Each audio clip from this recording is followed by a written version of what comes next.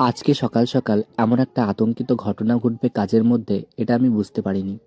একদিন দুদিন করতে করতে প্রায় অনেক দিন হয়েছে। এখন এই বালিগুলো সরাতে পারলাম না এবং তার পাশাপাশি মাটিও ফেলতে পারলাম না। তাই আজ সকালে ভেবেছি কোনো কাজ করব না। সবার প্রথমে এই বালিগুলো ফেলবো, তারপরেই বাকি কাজ করব।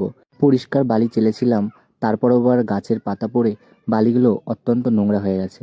আবার পাতা পরিষ্কার করে তারপর আমি বালিগুলো ওই পাশে নিয়ে যাব।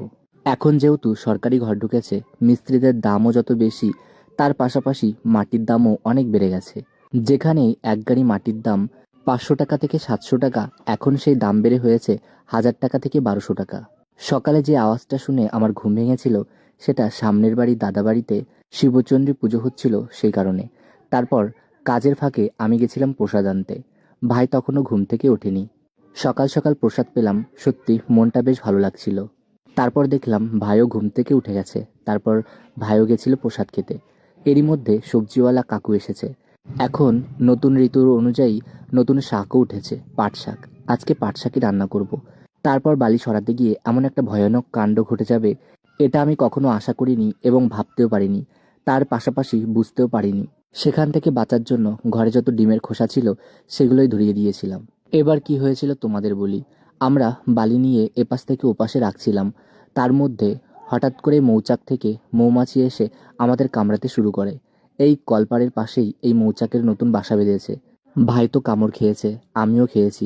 তার পাশাপাশি আর একটা ভাই ছিল, প্রায় 9 থেকে 11টা মৌমাছির কামড় খেয়েছে। আসলে আমরা বুঝতে পারিনি যে হঠাৎ করে মৌমাছি চলে আসবে। আসলে ওরা এক জায়গা থেকে অন্য জায়গায় গেলে একটা শো শো আওয়াজ আসে, সেটা দেখে বোঝা যায়।